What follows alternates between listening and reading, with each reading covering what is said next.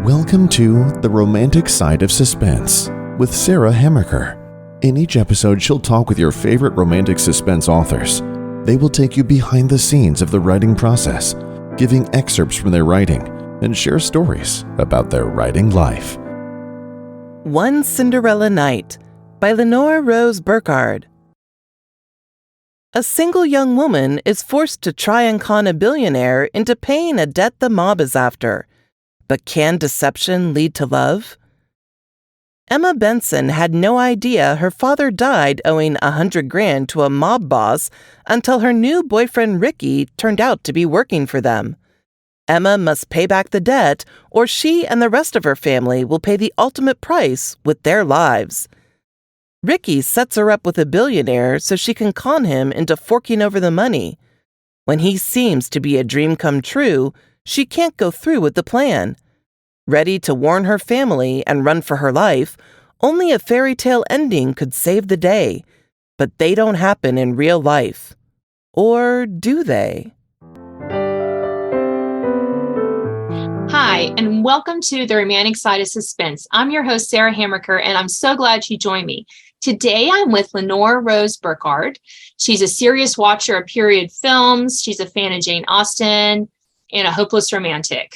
And we're here to talk about writing, romantic suspense, and a little bit about her latest book, One Cinderella Night. So welcome to my show, Linore. Thank you, Sarah. So happy to be here. Thanks for having me. Yes, so I love that you're a fan of Jane Austen. Love her. What could be better than some Austen stuff? Great. And Georgette Heyer. I think I'm saying Heyer, yes, Georgette Heyer. Oh, I read so much of her as a teenager. Oh, so did I. Oh my goodness. And she had, hers were historical, but they had such that gothic tone to them, that mystery as well. I just really loved. You must have read her mysteries. Yes, I did. Okay. I read her mysteries. So mystery fan with that. So, now I always love to ask this of authors because I always like to know, how do you find time to write? Are you writing full time? It says in your bio that you're a mom of 5 and, whether your kids are in the house or grown, they still take your time. So how do you? They do. They absolutely do. That question, the answer to that question varies by the year. When they were little, I think I was more intentional about carving out time. Like if my husband got home at night, my first book was written at night when I would go downstairs after he got home. But every book is different. I've written while my son is crawling across my lap. And now that they're older, it actually seems more challenging to have uninterrupted time. Well, my husband just retired, so that doesn't help. I can't say I write at one particular time of day or night. You just kind of fit it into whenever you can. Yes, I fit it in whatever my family's doing, unless I'm on a deadline or I'm really on a roll, and then I just say, leave me alone, don't bother me, I'm writing. But I don't like to do that as a rule all the time. Right. Yeah, I tend to write first thing in the morning after we get our kindergartner foster kid off on his bus. And before I open email, before I do anything like that, I try to write at least one scene, sometimes a chapter. I'm not on deadline current right now, so I have a little more flexibility. I don't have to totally do the grind, which is kind of nice, but I still like to make sure I'm keeping my hand in by writing every day. So it's great to be disciplined. I go through periods where I will do things like that. I just don't do it 365 days a year. Yes. Yeah. Well, there's something, I think, some people think of writers, either we're going into our little holes in the middle of nowhere to write, or we just, write 24/7 or, but there's cyclical things to our lives too. We can't be writing because it's so creative that we have to take little breaks, sometimes between books, sometimes between editing and writing. Exactly. Yeah. So how do you balance all of that? All the different. Well, as I said, every season is different depending on, this is the first year I'm not homeschooling, or I don't have a homeschooler. She graduated, my last one, but now my husband's retired, and husbands tend to need as much attention as kids. and I want to spend more time with him. Yes. Yeah. And then you have to seek the Lord, but So each book is different. I Yeah. wait for inspiration. I wait for what I believe is a leading to write this book. Right. Yeah. And do you, so what comes first for you? The plot, the characters, the title, when Usually it's a character in a situation. And then the whole book kind of grows around how did she get there? What's going on in her life? And what bigger things are happening around her? That would make an interesting plot.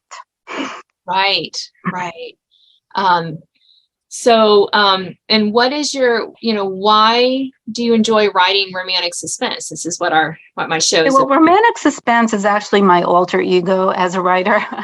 And suspense in general. I have a suspense series that isn't really romantic suspense, but it's kind of apocalyptic. There is a romance in the trilogy, but it's not the same as what you would consider romantic suspense. Right. So I only have a couple romantic suspense. Actually, my One Cinderella Night is my biggest to date serious entry into that category. And even there, I'm really more of a sweet romance writer. So it's not, I don't think edge of your seat, though there were people whose reviews said they just couldn't wait to get to the end and they had to keep turning pages, which you always want to hear as a writer. Right. That's wonderful. But I would call it my alter ego. I just always have ideas about these. And I have a bunch of books in my head and partially written that will be romantic suspense also. Okay. Yeah. For me, it's the tension between they're falling in love while they're trying to unravel this mystery. Yes. More than just like a little cozy mystery, like someone is really trying to harm them, one of them, the hero or the heroine, sometimes both, in a serious way, that there's that time pressure to figure it out. And sometimes I'll read I read some romance. I have some favorite authors that I'll read their books. And sometimes I'm like, oh, why aren't this could be, oh, right, this is not romantic suspense. So nothing serious going to happen to them. This is not going to turn out to be, this person was trying to kill them for the inheritance or. I do have I do like to have a villain in every book. Yes. So there are villains, but sometimes in romantic suspense, the villain is just simply more of an obstacle or a really annoying character trying to kick up dust, but not so much the danger element. Yes. Now, in One Cinderella Night, there is a danger element. There's a definite danger element. I don't want to give spoilers. No. Don't give spoilers. So what does your family think about your writing romantic suspense? Well, it's funny. They don't react differently, whatever I write. And my kids have grown up with me being an author. So to them, it's like, oh, Mom wrote another book. Cool, Mom. They don't think too much about it. And my older girls will now read my books. And I consider them very good critics. And they love my work, which is very gratifying. But they're not like waiting to see what I write next, Yeah. My two older are in college now, and they'll read my books. And sometimes I think of I don't know, my second daughter, she's the one who writes more, and she sometimes will say funny things about, well, why'd you do this, Mom? Or why'd you do that? I have one of those, my oldest, because she writes also. Yeah. So it is kind of fun to just talk about, well, why I chose to do this or why this is in there and that kind of thing. So, yeah, that's true. I agree. Yeah. So did you always want to be a writer, or is this something when I was young, I didn't have the self-esteem to ever think that I could be a writer. I mean, I still remember being like 5 years old and connecting the dots that strange name on a book was a real person. And to me, it was like another order of being. They had to be like specially God-favored people, And in college, I didn't take creative writing because I was working full time and I didn't think I could finish and get an A with all I had to do. But I always wrote. I couldn't get away from writing. And I thank God for that. Yeah. I mean, I guess I was a little different. I always knew I wanted to be a writer. I wasn't sure what that meant. I didn't think, oh, I want to write books or I want to write this. I just knew I just wanted to write this somehow. And I wanted to write. I just didn't know if I would ever find any success in it. Yeah, I don't think any of us really know. And that's true. It was, and And it's what I went to college for. I was a journalism communications major, and then I worked on magazines, which was lovely. Yes. In the trade association world. And, and then I would dabble in writing, but I never really got serious until I had kids. Isn't that funny? Well, me too. Well, as far as novel length. Yes. Yeah. Yeah. That's what I mean. I think you have to be older sometimes to even get the experience to be able to put this into a book so that there's universal appeal in it. Yeah, I think it was something like that. Then it was also, not that I had more time because I was still working, so like I had less time, but somehow it just was like, I'm going to write a book now. That's just what I wanted to do. So, Right. I have many books sitting on my computer that will never see the light of day. Right. I get it. Yeah. There's a few that I might go back to if I ever have time, but I would have to like completely rewrite them. So I don't know if it's even, at that point, it's even worth it. But it's just kind of fun to think, yeah, I made myself finish it. Yes. I had all these half-written books that I'm like, finish. Now I like make sure I finish books more than I abandon them. My next book is one that I did write many years ago, and it was about 95% done. So it's interesting to go back now, and all I have to do is kind of edit it and just finish that last chapter. Yeah. But some of them are worth salvaging. Some of them are. And some of them, I'm like, what was I thinking? There's a lot of suspense in this one. Yeah, I totally know what you mean.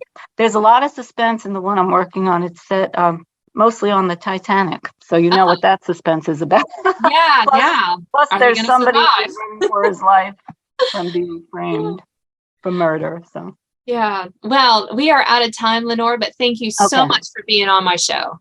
Thank you for having me. It was a delight. Thank you, Sarah.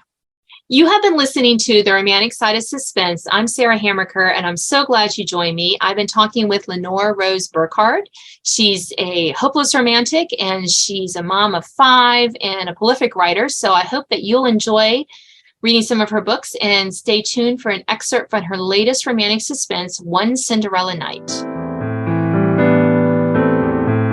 Now an excerpt from One Cinderella Night by Linore Rose Burkard. Emma Benson fixed her lipstick and turned to her best friend Nadia Hazeltine for her appraisal. Nadia smiled. "You look great. Even Ricky's gonna wish." "No, he's not." Emma's sharp tone silenced her friend. "He's not gonna wish anything except that I behave precisely as he says." "If he doesn't tell you you're beautiful."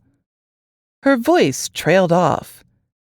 "He won't notice," Emma said flatly, as she tucked the lipstick into her purse. "He's a guy, isn't he?"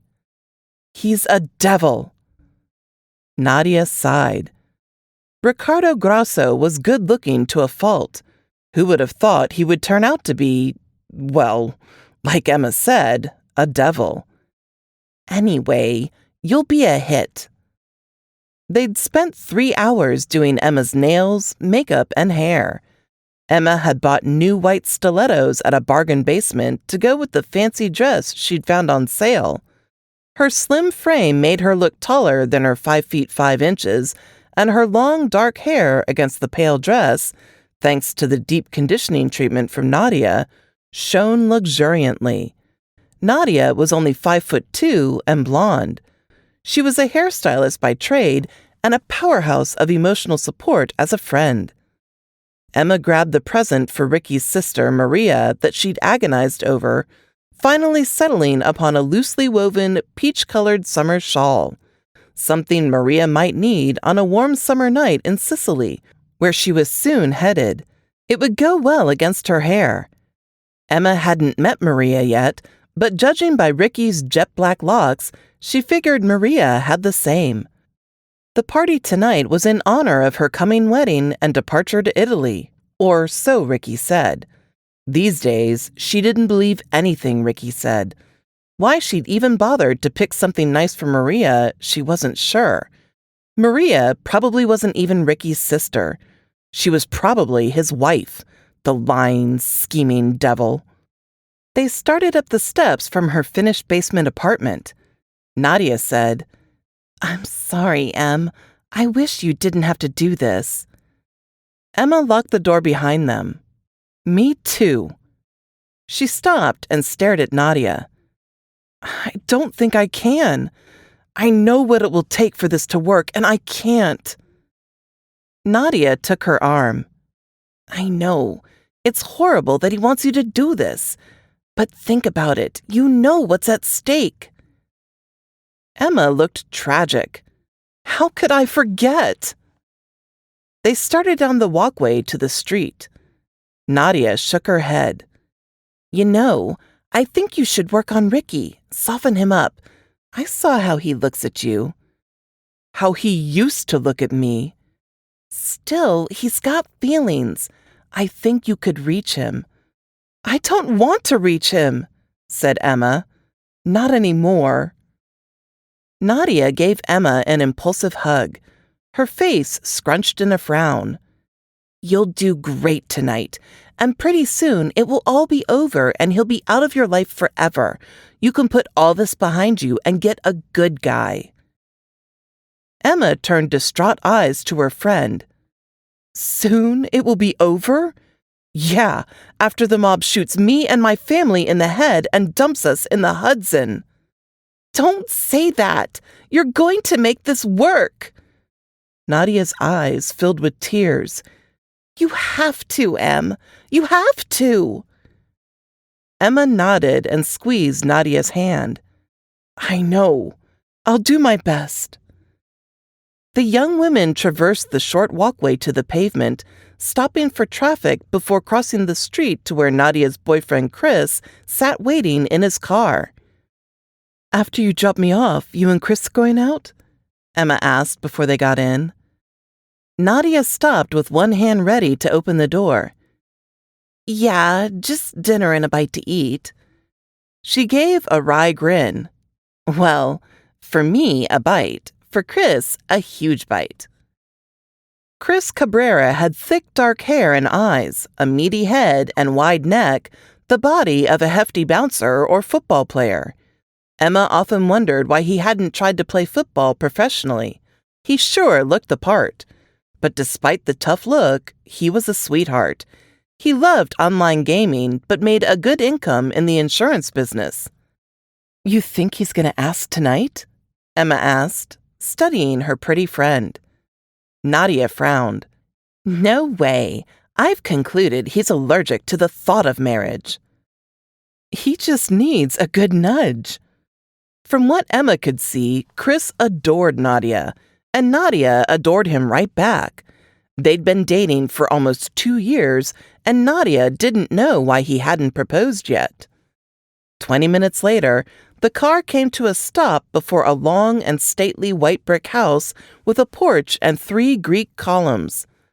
Malba was a swanky area of Queens. Bushes trimmed to razor neatness flanked the edge of the property, while large-footed urns at the entrance, filled with gorgeous greens and sprays of flowers, added to the manicured look. Neat as a pin, like Ricky, thought Emma. A long black limo sat off to one side at the curb. Chris gave a low whistle. These guys got all the money, don't they? I'm sure most of the residents come by it respectably, Emma said, peering around at the Jewish New York neighborhood of upper-class professionals. Doctor's Row, they call it. Ricky Grasso was assuredly not Hebraic, nor was he a doctor or engineer like his neighbors. The house and grounds, however, gave no indication he was only a high school teacher at a public school, and the limo at the curb belied it. Emma wasn't surprised because now she knew where Ricky's money came from. That's some limo, Chris said. He turned jovially to Emma.